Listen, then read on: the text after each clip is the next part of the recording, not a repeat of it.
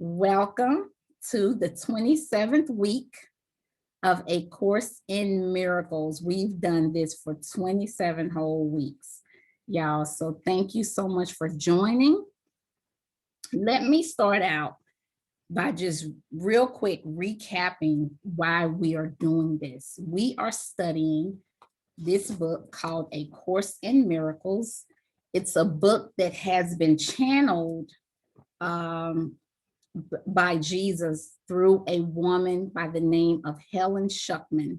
She wrote this book about 50 years ago, and Jesus basically had her dictate the words that he wanted her to write. So this book is very special, right? This is not something that is written by a self-help guru or anything like this. This book was inspired from Jesus. So in the book, there are lessons. There's 365 lessons to be done for an entire year. And every lesson starts out with a theme and a message and instructions from Jesus. Why are we doing this? We're doing this because we have all been conditioned out of our power and into egoic consciousness through a pyramid of methods, such as television programming, where we develop our belief in violence and competition, through our education system, where we have had to override our own internal guidance system. And instead of spending time in nature or doing things which gives us joy, such as creativity and those kinds of things, we have had to sit in hard chairs all day long and learn about things that had nothing to do with our spirit. So that's where we learned how to be small. That's where we learned that we had to ask permission in order to even do bodily functions, such as going to the bathroom. That's where we were introduced to shame and embarrassment and humiliation. Religion has conditioned us, many of us, not all, but taught us that we were born into sin, and where we attribute goodness to a being outside of us, right? And the belief systems and traditions of our parents, the workplace, our banking system, and the list goes on and on and on. So we've been conditioned out of that which we are and into egoic consciousness. And by this process, this is not the only process, but this is the one that resonates with us. By this process of studying the lessons of A Course in Miracles, we are raising our vibration and getting out of egoic consciousness back into love. So that's what we're doing here. And that's what we invite everyone to do with us as we continue to forgive one another, continue to hold each other up, and grow and evolve. So I just wanted to go back to those of you who may have come across these videos and are not all the way, versed on what are we doing, what's going on. So again, this is lesson 27. The lesson for number 27 is above all else, I want to see. And as we know, Jesus talks a lot about sight. He talks a lot about vision, true vision, not the third dimension realm that we see, because we have learned that what we see is actually an illusion, that everything we see will wither away one day, including our bodies, but that which we do not see, that is the truth of who we are. And so Jesus talks about true sight, and I'm just going to read the first paragraph of lesson 27. It says, today's idea expresses something stronger than mere determination. It gives vision priority among your desires. You may feel hesitant about using the idea on the grounds that you are not sure you really mean it. Because the lesson says, above all else, I want to see. So some people are like, what does that mean? What is above all else do I want to see? And so Jesus says, this does not matter that you are not quite ready to see. The purpose of today's exercise is to bring the time when the idea will be wholly true a little nearer. Each one of these lessons are incredibly powerful. We cannot minimize them. So for those of us who are seeking to recondition our minds from egoic consciousness, from fear, from hatred, back into love, I encourage you to please get this book and do a lesson a day and follow the instructions that Jesus has for us every day. So that's lesson 27. So today we are continuing our conversation about our healing sessions.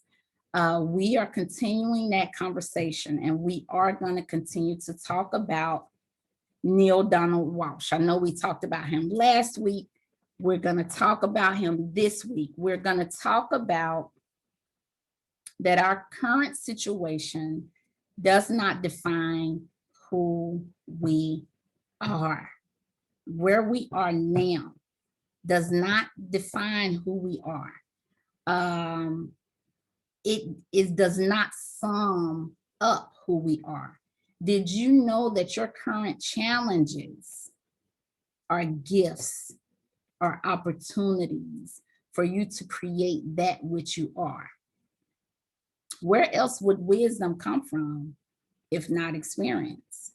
Where else would depth come from if not from errors? Where else would compassion come from if not from struggle? Do not curse the darkness, for it gives birth to your greatest truths, your grandest moments, to make way for your power to shine through. Without challenges, my friends, we will be a bunch of surfacey, shallow people who have very little to offer.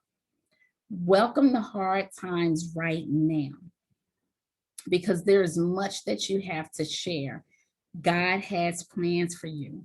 And that is exactly what we're going to be discussing today as we continue this healing series. So we're going to start this conversation in a conversation with God. We're going to start in book 3, pages 95 through 98. And I'm going to start on 95, Conversations with God, book 3. So Neil starts out, he starts out by, again, kind of talking about his life, his talking about his unworthiness, right? He says, people can make of me whatever they wish. This much I know. I do not deserve to be the recipient of the information I have been given here. And in all of these books, I do not feel worthy to be the messenger of this truth. I'm working on this 3rd book, yet I know even before its release that I, of all people, with all the mistakes I have made, all the selfish things I have done, am simply not worthy to be the bringer of this wonderful truth. Yet that perhaps is the greatest message of this trilogy, that God stays hidden from no man, but speaks to everyone, even the least worthy among us. For if God will speak to me, God will speak directly into the heart of every man, every woman, and every child who seeks the truth. There is thus hope for all of us. None of us is so horrible that God would forsake us, nor so unforgivable that God would turn away. And so God says, is that what you believe? All of that which you have just written? And Neil says, yes. And God says, then so be it. And so shall it be with you. Yet I tell you this, you are worthy, as is everyone else. Unworthiness is the worst indictment ever visited upon the human race. You have based your sense of worthiness on the past, while I base your sense of worthiness on the future.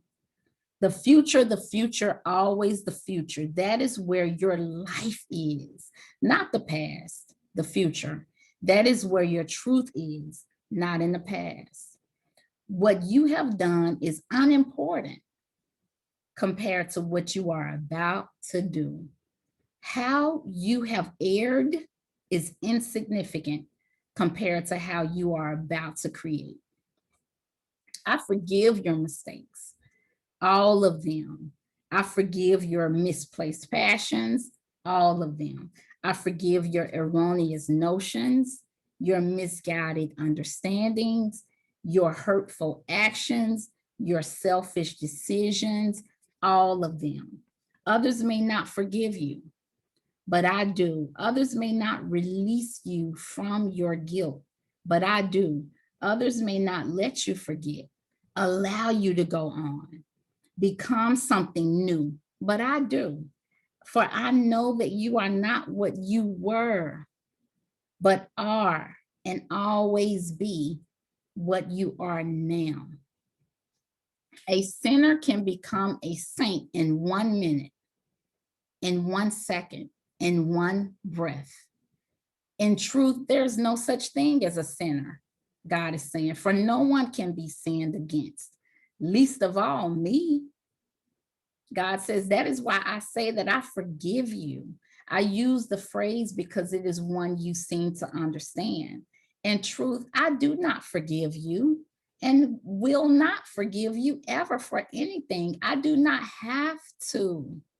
There is nothing to forgive, but I can release you, and I hereby do.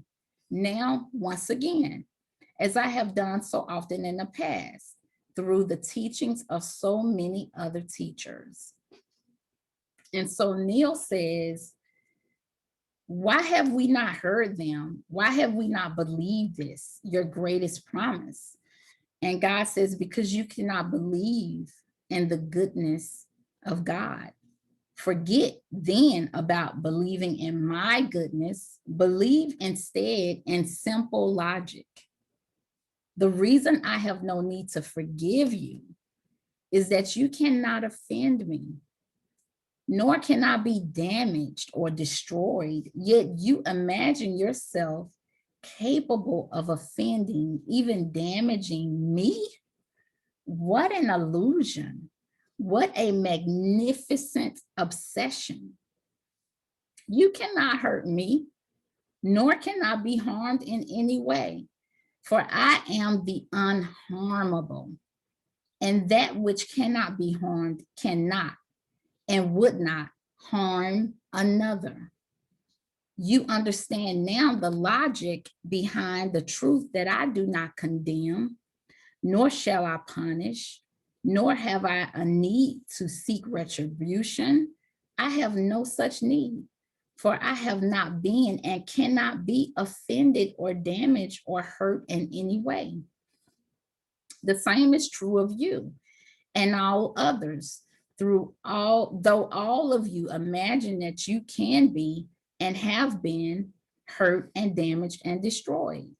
Because you imagine damage, you require revenge. Because you experience pain, you need another to experience pain as retribution for your own. Yet, what possible justification can that be for inflicting pain upon another? He says, because you imagine someone has inflicted pain and injury upon you, you feel it right and proper to inflict injury in return. That which you say is not okay for human beings to do to each other is okay for you to do. So as long as you are justified. This is insanity. And what you do not see in this insanity is that all people who inflict pain on others assume themselves to be justified. Every action that person takes is understood by that person to be the right action, given what it is they seek and desire. So God is breaking it down that, first of all, he reinforces what we've learned about the insanity of guilt. He explains he cannot be damaged or offended and has nothing to forgive us for. He talks about not looking to the past to determine who we are, to determine our worth. He's like, you wait till you figure out what you've yet to do. And God sees that in us. To look into a future moment that we are creating right now. And the way that we create a fruitful future is to be okay with the present, to trust that everything is going to flower beautifully and just the way that we want it to be. Many of us have no idea what God is doing with us in the present moment to create the most impactful future moment we can imagine. Right now, y'all, we are learning the skills in order to change the world. Before COVID swept in, I attended a one-day spiritual retreat right here in New Jersey with this powerful hypnotherapist. She's very well known. Her name is Alba Weinman. If you look at one of her videos, y'all, you will immediately be addicted. She's so hard to get a session with because she is so good at her job of hypnotherapy. So we were in this retreat, and I remember during a seminar, she started telling us her story and how she got started. And she shared that before she was led to do her hypnotherapy work, she worked 30 years in the field of telecommunications and IT. That was her job. 30 years, she answered calls, worked on computer networks, and she loved her job, but she always craved to do more to help people. And Alba told us that when she had her own spiritual awakening and began to practice hypnotherapy, she realized that how all those years of working in telecommunications assisted her. You know, this was when we did everything in person. So she was posting up videos on YouTube. She was one of the first people to post up hypnotherapy videos on YouTube. And if you see her videos, she has the lighting, she has the camera, she has a microphone so that the client is comfortable. I mean, she had acquired all those skills to be the best at what she was doing. While she was in telecom, she had no idea that she would be one day doing hypnotherapy. I mean, it never crossed her mind, but she was unknowingly developing the skills that would assist her in doing the work that she had been called to do. In the same way, the skills you are developing today in your jobs is going to assist you in what you will be doing tomorrow. The universe is just cool like that, you know. Trust that your spirit guides are leading you along your path. Many times we look at where we are and we don't see greatness. We see ourselves as being in these lowly positions and these 9 to 5, and we don't see the power that we are, and we don't see how what we're doing today is actually building on for our life tomorrow. Like even with me doing this, many times I was told in my job to speak in front of a crowd and do public speaking. And I'm like, why do they keep asking me to speak? Like, I hate public speaking like everybody else do. Nobody loves it. But I realized, wow, like that has helped build upon other skills so that I'm doing this and who knows what else. So we are all on this journey, on this path of walking into our greatness. And I just can't wait. I can't wait to see what everybody is doing, is going to be doing, is doing in this moment, is creating in this moment. So I'm going to continue because I can go on a tangent. I'm going to continue in book 1, chapter 7. I'm going to go to, so chapter 7 is page 112. So I'm going to read that. So Walsh starts to talk about his financial troubles. And as we learned last week, Neil Donald Walsh was homeless. I mean, and he wasn't homeless like staying at a friend's. He was homeless like on the street, like begging for money. He was that kind of homeless. And so he starts out and says, the truth is, I'd like to do more than just survive. I've been surviving all these years. I notice I'm still here, but I'd like the struggle for survival to end. I see that just by getting by from day to day is still a struggle. I'd like to do more than just survive. I'd like to prosper. And so God says, and what would you call prospering? And he says, having enough that I don't have to worry where my next dollar is coming from, not having to stress and strain just to make the rent or handle the phone bill. I mean, I hate to get so mundane, but we're talking real life here, not the airy fairy, spiritually romanticized picture of life you draw throughout this book. And so God says, do I hear a little anger there? And Neil says, not anger so much as frustration. I've been at this spiritual game for over 20 years now. And look where it's gotten me. One paycheck away from the poorhouse. And now I've just lost my job. And it looks like the cash flow has stopped again. I'm getting really tired of the struggle. I'm 49 years old. And I'd like to have some security in life so that I can devote more time to God stuff, to soul evoluting, etc. That's where my heart is, but it's not where my life allows me to go.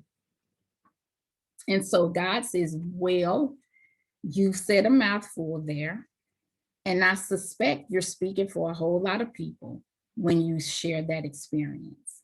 He says, I'm going to respond to your truth one sentence at a time so that we can easily track and dissect the answer. And God continues to say, you have not been at this spiritual game for 20 years. You have been barely skirting the edges of it. He says, this is not a spanking, by the way. This is just a statement of the truth. He says, I'll concede that for 2 decades, you've been looking at it, flirting with it, experimenting now and then, but I haven't felt your truest commitment to the game until just recently. Let's be clear that being at the spiritual game means dedicating your whole mind, your whole body, your whole soul to the process of creating self in the image and likeness of God. This is the process of self-realization about which Eastern mystics have written. It is the process of salvation to which much Western theology has devoted itself. He says, this is a day-to-day, hour-to-hour, moment-to-moment act of supreme consciousness. It is a choosing and a re-choosing every instant. It is ongoing creation, conscious creation, creation with a purpose. It is using the tools of creation we have discussed and using them with awareness and sublime intention. That is playing the spiritual game. Now, how long have you been at this? And Neil says, I haven't even begun. And God says, so don't go from one extreme to the other and don't be so hard on yourself. You have been dedicated to this process and you actually engage in it more than you'll give yourself credit for, but you haven't been doing so for 20 years or anything close to that. Yet the truth is, God says, and this is important, excuse me, he says, yet the truth is how long you've been engaged in it is not important. Are you engaged in it now? That's all that matters. He says, let's move on with your statement. You ask us to look around and look where it's gotten you. And you describe yourself as being one step away from the poorhouse. He says, I look at you and see a quite different thing. I see a person who is one step away from the rich house. You feel you are one paycheck from oblivion, and I see you as one paycheck from nirvana. Now, much depends, of course, on what you see as your pay and to what end you are working. If the object of your life is to acquire what you call security, I see and understand why you feel you are one paycheck from the poorhouse. Yet even this assessment is open to correction, because with my pay, all good things come to you, including the experience of feeling secure in the physical world. He says, my pay, the payoff you get when you work for me, provides a great deal more than spiritual comfort. Physical comfort too can be yours. Yet the ironic part about all this is that once you experience the kind of a spiritual comfort my payoff provides, the last thing you'll find yourself worrying about is physical comfort. He says, even the physical comfort of members of your family will no longer be a concern to you. For once you rise to a level of God consciousness, you will understand that you are not responsible for any other human soul. And that while it is commendable to wish every soul to live in comfort, each soul must choose, is choosing its own destiny this instant. Clearly, it is not the highest action to deliberately abuse or destroy another. Clearly, it is equally inappropriate to neglect the needs of those you have caused to be dependent upon you. Your job is to render them independent, to teach them as quickly and completely as possible how to get along without you. For you are no blessing to them so long as they need you to survive. But bless them truly only in the moment that they realize that you are unnecessary. So right here, God is telling Neil that you want to raise your children and be the head of your household in a way that enables and encourages them to be independent, to not depend on you for everything, for them to recognize their own power. Later on in this paragraph, God says that a true leader is not the one with the most followers, but the one who creates the most leaders. And so I'm going to continue on page 115. He goes on to say, he says, so now, as parents, spouses, and loved ones, seek not to make of your love a glue that binds, but rather a magnet that first attracts, then turns around and repels, lest those who are attracted begin to believe they must stick to you to survive. Nothing could be further from the truth. Nothing could be more damaging to another. Let your love propel your beloveds into the world and into the full experience of who they are. In this, you will have truly loved. And God continues, he said, it is a great challenge, the path of the householder. There are many distractions, many worldly concerns. The ascetic, and the ascetic is someone who like sits and they're severely disciplined and they sit in meditation and those kind of things. He said the ascetic is bothered by none of these. He has brought his bread and water and given his humble mat on which to lie, and he can devote his every hour to prayer, meditation, and contemplation of the divine. God says, how easy to see the divine under such circumstances. How simple a task. He says, but give one a spouse and children. See the divine in a baby who needs changing at 3 o'clock in the morning. See the divine in a bill that needs paying by the first of the month. Recognize the hand of God in the illness that takes a spouse, the job that's lost, the child's fever, the parent's pain. Now we are talking saintliness. So basically, God is acknowledging that people who sit in meditation without responsibilities, without children or bills, these people can easily, see the divine in everything. But God says, seeing God in a crying baby in the middle of the night, or illness or financial struggle, or teenagers, that is real saintliness. That is real growth. So God is expressing that he understands the challenges of life, of carrying a household, of engaging in the daily activities of interacting with others. And he continues on the bottom of 115, he says, I understand your fatigue. I know you are tired of the struggle. Yet I tell you this, when you follow me, the struggle disappears. Live in your God space, and the events become blessings, one and all. And Neil says, how can I get to my God space when I've lost my job? The rent needs paying.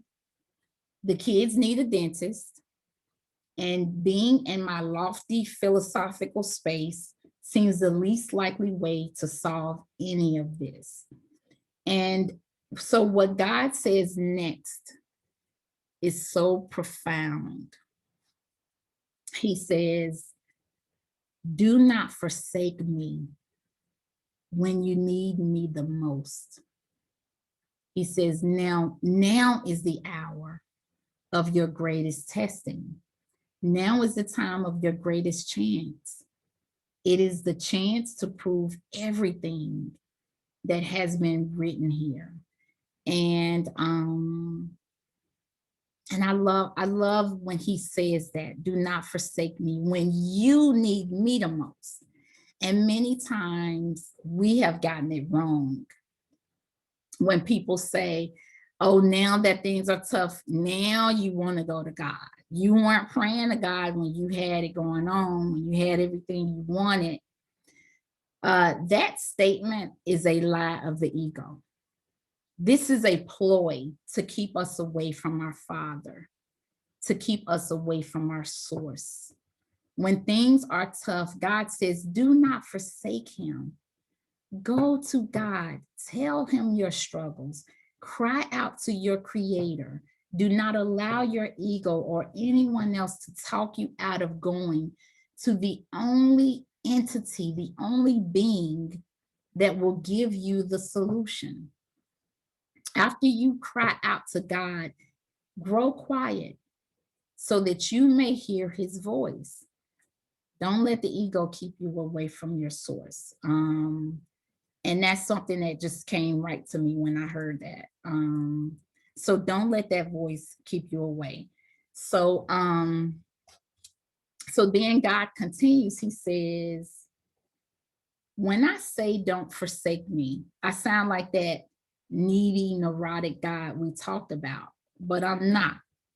You can forsake me all you want. I don't care. And it won't change a thing between us. I merely say this in answer to your questions. It is when the going gets tough that you so often forget who you are and the tools I have given you for creating the life that you would choose. God says, now's the time to go to your God space more than ever. First, it will bring you great peace of mind. And from a peaceful mind, do great ideas flow. Ideas which could be solutions to the biggest problems you imagine yourself to have. He says, second, it is in your God space that you self realize. And that is the purpose, the only purpose of your soul. He says, when you are in your God space, you know and understand that all you are now experiencing is temporary. I tell you that heaven and earth shall pass away, but you shall not. This everlasting perspective helps you to see things in their proper light.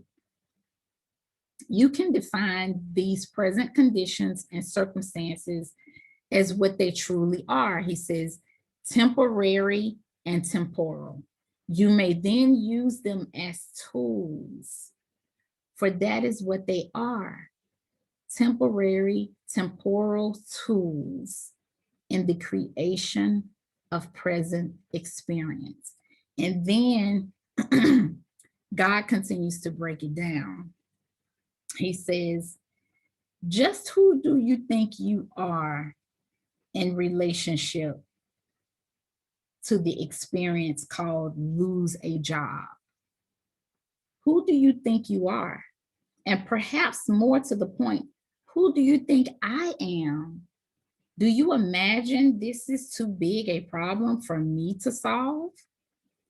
Is getting out of this jam too big a miracle for me to handle?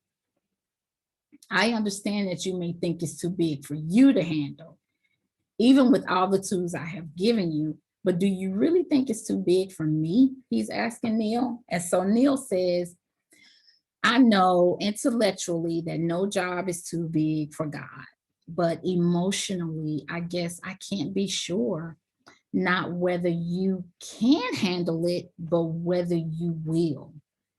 And God says, I see. So it is a matter of faith. And Neil says, yes. And God says, you don't question my ability, you merely doubt my desire. And Neil says, you see, I still live this theology that says there may be a lesson in here somewhere for me. I'm still not sure I'm supposed to have a solution. Maybe I'm supposed to have the problem. Maybe this is one of those tests my theology keeps telling me about.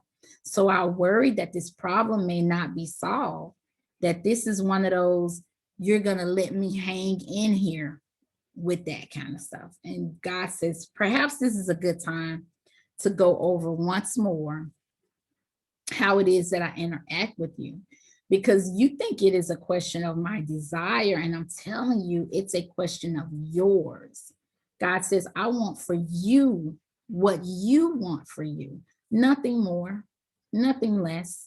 I don't sit here and make a judgment request by request whether something should be granted to you. My law is the law of cause and effect, not the law of we'll see. There is nothing you can't have if you choose it. Even before you ask, I have given it to you. Do you believe this? And Neil says, no, I'm sorry. I've seen too many prayers go unanswered. And God says, don't be sorry, but always stay with the truth of your experience. I understand that. I honor that. That's okay with me. And Neil says, good, because I don't believe that whatever I ask, I get.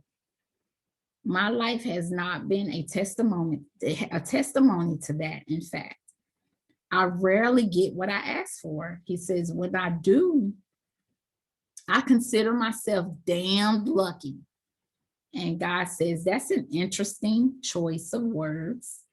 You have an option, it seems, in your life. You can either be damned lucky or you can be blessing lucky. I'd rather you be blessing lucky, but of course, I'll never interfere with your decisions. God says, I tell you this, you always get what you create, and you are always creating. He says, I do not make a judgment about the creations that you conjure. I simply empower you to conjure more and more and more. If you don't like what you've just created, choose again. My job as God is to always give you that opportunity. And God says, now you are telling me that you haven't always gotten what you wanted. Yet I'm here to tell you that you've always gotten what you called forth. Your life is always a result of your thoughts about it, including your obviously creative thought that you seldom get what you choose. He says, now in this present instant, you see yourself as the victim of the situation in the losing of your job. Check this out, y'all. God says, yet the truth is that you no longer chose that job. You stopped getting up in the morning in anticipation and began getting up with dread. You stopped feeling happy about your work and began feeling resentment. You even began fantasizing doing something else. You think these things mean nothing? You misunderstand your power. I tell you this, your life proceeds out of your intentions for it. So what is your intention now? Do you intend to prove your theory that life seldom brings you what you choose? Or do you intend to demonstrate who you really are and who I am? And Neil says, I feel chagrined, chastised, embarrassed. And God says, does that serve you? Why not simply acknowledge the truth when you hear it and move forward? There is no need to recriminate against yourself. Simply notice what you've been choosing and choose again. So this is powerful, you know. So let's talk about what we learned from this dialogue. Does anybody have anything to offer? I have what impacted me. Does anybody have anything to share?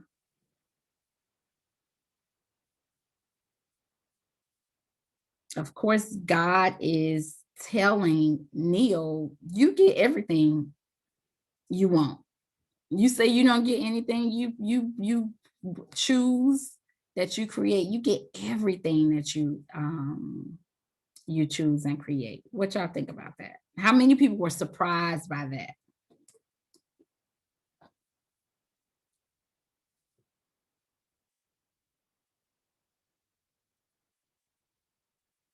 Nothing, nothing, nothing. So God deprives us of nothing. God says, I merely give you the ability to request and create more and more and more. And we noticed that Neil's language was, I never get what I want. And God said, okay, and so that shall be.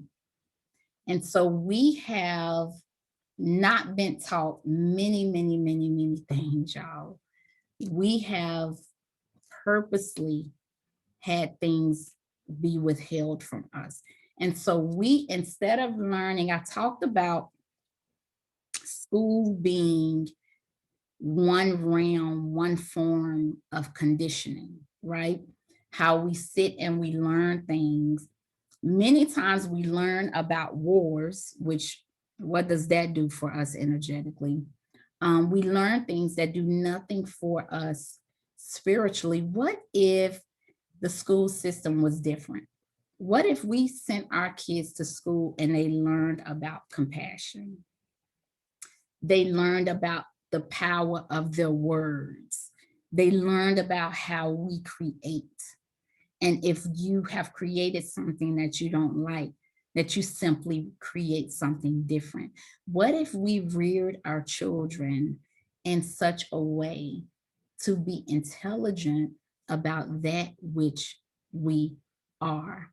And if we don't do that, we end up in situations like Neil was in, where he's like, I done lost my job, and now we talking about all this spiritual, airy fairy stuff. And I don't know where my next paycheck is going to come from, but he unconsciously did not realize that he created that situation. God says, you stopped choosing that job a long time ago. Do you not understand your power? No, he didn't. And so every time that he woke up resentful of his job, every time that he woke up with something else on his heart, was leading him to an experience that he was creating himself. And though Neil looked at it as a bad thing, it may not necessarily have been. It may be if he hadn't lost his job, he wouldn't have had time to sit and dictate this conversation that he was having with God. So of course, that's another form of conditioning, where we see something as a negative, as opposed to seeing it as, you know what, this is a new opportunity for me to do those things that I've always wanted to do, but never had time to do them. And so, but it was powerful to see how God brought that right around and said, you got absolutely what you wanted. And it's not a punishment. The universe is not a punishment. It's a reflection of what we create, what we think about ourselves. It's a reflection, a mirror of the beliefs that we have about ourselves, about God, about others. That's what the universe is. And so it's not a punishment, and it's not a reason to be afraid. It's not a reason to, because when I first read it, I'm like, oh my God, how do I feel about my job? Because it's like, oh my God. But it's a reason to be like, you know what? I am a creator, let me create, and so in the experience of losing his job, Neil was able to demonstrate that which he really is. So I love that. I really love that. I'm trying to see what else I got here, because y'all ain't giving me nothing. Ain't nobody saying nothing. Well, I can say something. Okay, who is this? Deshana? Yes. Hey, Deshana. What's going on? I hear a little echo. I don't know if that's me. Oh, you know what? Let me hold on 1 second. Because another time that happened, the whole recording had echo. So I'm gonna mute myself and let you. Okay. So I'll be quick. I just hearing what you were saying and what Neil was saying, it made me think about my personal experience, because actually a few weeks ago, I work in a consulting firm, and I can tell I was working at 50%. I was not my fully happy-go-lucky person, and I was called out for the work that I was doing, and I was a little bit frustrated because I was like, well, I'm getting the work done, but I realized I wasn't and I'm not as happy as I usually am. And so my the way that I was feeling was showing up in my work. Even though I was getting the work done, I wasn't doing it in the way I used to. And it's so funny because today I got an email from a friend with a job opportunity. And for the first time in a long time, I mean, I didn't even think twice. I created an email. I did all this work. I sent it out, and I didn't even think about how much of a lift it was going to be to make this email and to reach out to this person. I didn't think about all the steps.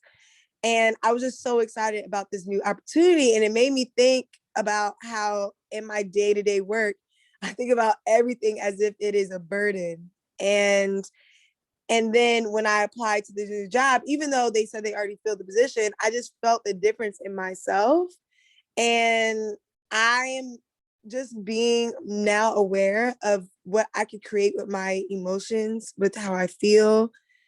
It makes me realize that I am ready to transition into something new, even though I'm a little scared, but I can feel my vibration, how it feels different from what I'm doing right now into just the idea of doing something new. So I'm going to try to be more positive about the work that I'm doing now, but it just made me realize I'm ready for what is next. And I can really create something if I just put my energy into it. And then last thing, I've also noticed this in my Instagram. I have a business Instagram, and I told myself, usually I work 50% because I have someone doing my social media marketing, but I have been taking accountability and being more in that platform. And in the past 3 days, we have had more followers join the platform than we have ever had in the past.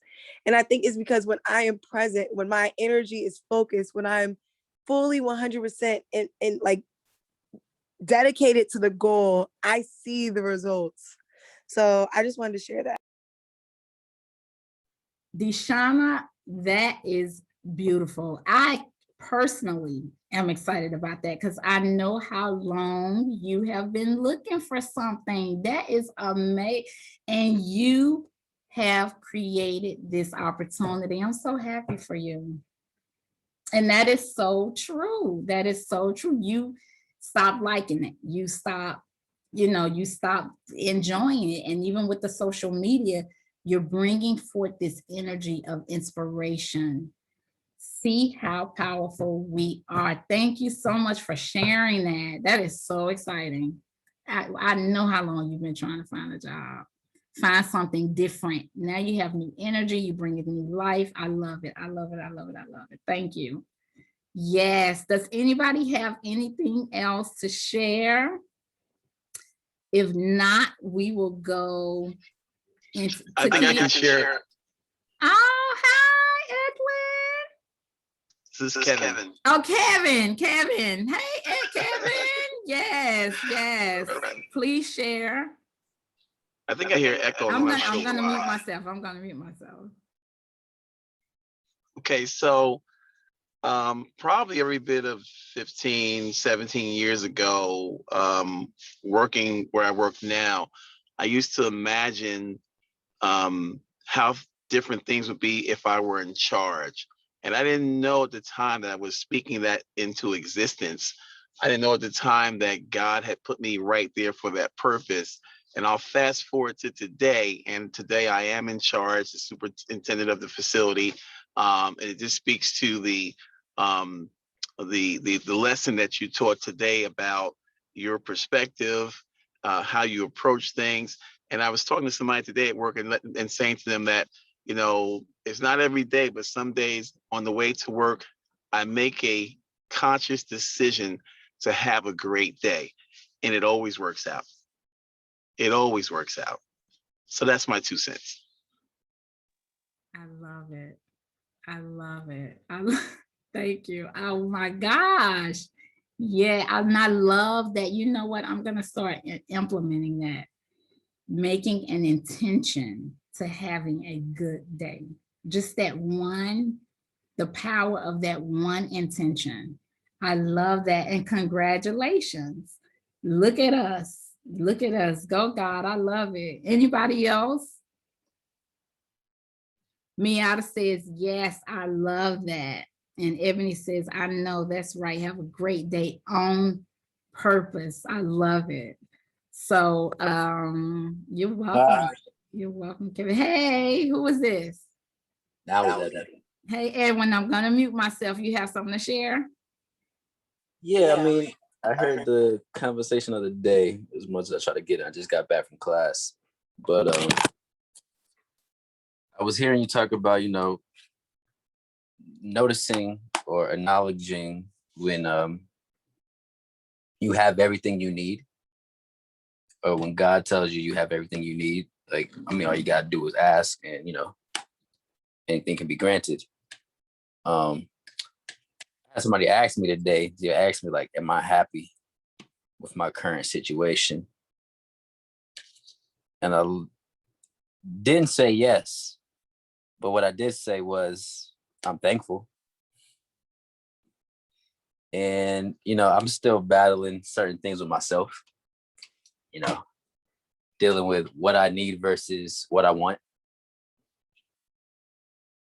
And it's like, when you twist and turn and try to go this way, but God wants you to go that way. It's like, almost like Jonah in the Bible.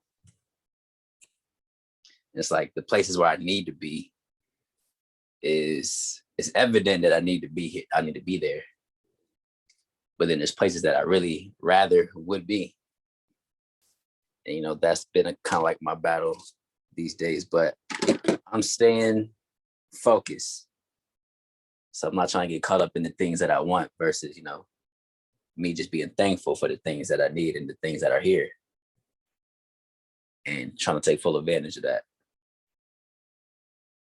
Now, I don't know if that was your total topic, but I feel like that's where it was going. It is. If it is for you, it is for me. Thank you for sharing. And I wanted to say, Edwin, that the vibration of gratitude is just as high as happiness. And being grateful for where you are now will allow you to create in a way to be where you want to be tomorrow. So we could definitely talk and chat and, talk about everything, but thank you for sharing. Takia says, all of these testimonies show the truth in these lessons. I love it. Thank you, Loretta. You're welcome. Thank y'all. This is a collective thing that we're doing, y'all. This is the sharing group. This is all of us. And, I can't wait to hear just like tonight, hear the truth that you all have to share and allow you to teach as well. And I just love how we are collectively evolving. It warms my heart. So thank you for that. I'm gonna get into the meditation real quick. It's not gonna be long, but it is so relatable to what we talked about tonight. So if you're able to, if you're not driving, if everybody can start with the deep breath, to slowly close your eyes, to get in a comfortable position where your feet are planted on the floor, or if you're sitting up on your bed, that you can comfortably sit. To begin with the breath and begin to inhale through the nose and exhaling through the mouth with the intention of relaxing. Again, this is our time to disconnect from any stressors that we may have picked up throughout the day. to remind ourselves of that which we are, I would like for us to inhale again through the nose, exhaling through the mouth, relaxing your shoulders. Every time we empty the diaphragm, relaxing the entire body, relaxing that abdomen, allowing that energy of relaxation to extend down through the hips and the legs, feeling that energy of relaxation throughout our body. Recognize any muscles that are tense, relaxing every muscle in your body. As we inhale again, breathing everything good, all love and light, and exhaling everything that does not serve you. Feeling that energy of relaxation go all the way down to your ankles, all the way down to the bottoms of your feet as we connect with Gaia. As we have our eyes closed, I would like for us to imagine ourselves going on a walk. It's called a trust walk. We're walking to freedom and self-love, and we're imagining ourselves just at the park or wherever is a relaxing place for us. And this is a walk to getting to know ourselves, loving yourself, and getting to know who you truly are, your authentic self, knowing that you have all of the answers within you. Now, as we're going on this walk, what does it look like? Are you on a path by a gentle stream? Are you up in the mountains? Are you on a beautiful sandy beach? Wherever you are, you were meant to be there. This is your path, your trust path towards your authentic self. So as you look around, what are you seeing? What do you observe in this environment? What are you smelling? If you're on the beach, do you smell the salt water? If you're in the mountains, do you sense the crisp air?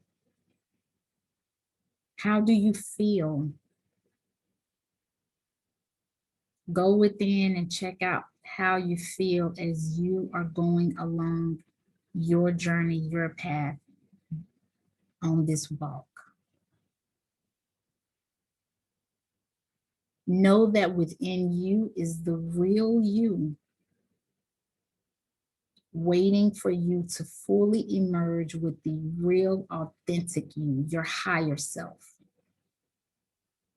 Know that as you progress along this path, you are safe and you are being guided by your many angels toward something beautiful. Just as we learned about the jobs where we're learning skills that is going to help us in our tomorrow. As you progress along this path, your walk, you will notice that along the side of this path is a small table with a chair. So let's go ahead and walk towards that chair. It's meant for you. Sit down. And as we sit down, we notice there's a set of blank note cards on the table. and there is a pen. This is your very special set of note cards meant for you to write down anything that you would like to release that is holding you back from loving the true you, from becoming your authentic self. So you pick up that pen and decide to write that which you wish to release on these note cards. And let's take a moment to do this. Write down your fears, any insecurities, any grudges, anything that lowers your vibration. As you write these fears down, you will notice that they are going away. That as you write them down, they're just releasing from your energy. That your breathing is easier and you're becoming more and more relaxed. You're more focused and you feel hopeful. So let's continue to write down anything that does not serve us.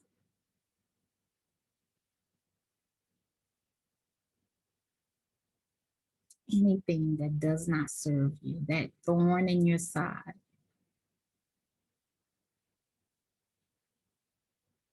So now that you have written everything down, know that you have now released these fears and insecurities onto this paper. And now, as you look up, you notice that there is a small fire burning gently in a beautiful fire pit. This gentle fire was made just for you. This is your fire of releasing. So now as we gently get up, taking your note cards with you in your hand, walk over to the fire. You feel the warm, beautiful, safe energy coming from the fire and you know what to do. This is your time to drop your cards that you have with those fears and insecurities written on them in the fire. One by one, releasing those fears and watching them disintegrate. When the cards reach the fire, your fears and insecurities are no longer. You are free as you release the last one into the fire. You will notice that you recognize how futile those fears were. And you are reminded of God's words. What can be bigger than me?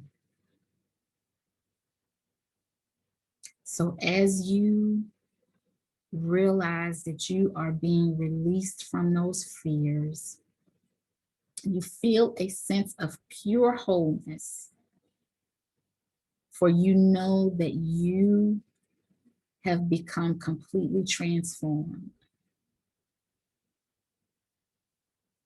And as you turn around and look behind you back to your path, you start your trust walk along towards your path.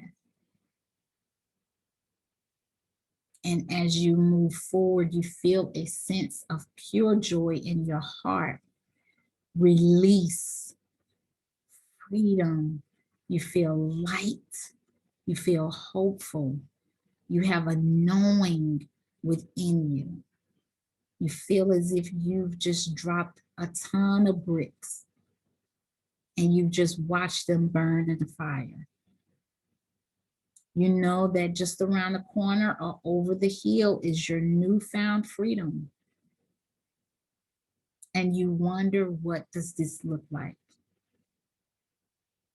You know that beyond this path is the new you, ready to emerge with you fully. Imagine yourself without any fears. Imagine yourself without any insecurities. You are so excited at the thoughts, and you notice you are now trusting yourself, loving yourself fully, and standing taller. You can fully breathe, and you are grounded and joyfully happy. As you move up the hill and gently, ever so gently, you look down and you become aware of how bright your light is, how brilliantly you shine. You feel purity within you, pure unconditional love. You feel a sense of peace that you have never experienced before. You feel a sense of gratitude. And so you also have your new set of golden cards, your new positive cards with wording such as, now I fully love and accept myself. Such as, I am the light that I have been looking for. Such as, I love myself. I trust myself. You feel a deep sense of love unconditionally for yourself, recognizing that everything that you have gone through in this lifetime has brought you to this moment. And so you bless the struggles because they have created such a reservoir of wisdom within you. So as we begin to reintegrate into our bodies, and we all begin to open our eyes, always know that you can come back to this special place, this freedom walk, to release any fears that may come up within you. It is merely your choice to release them. They are not your reality. So thank you, everybody. I hope you enjoyed the meditation.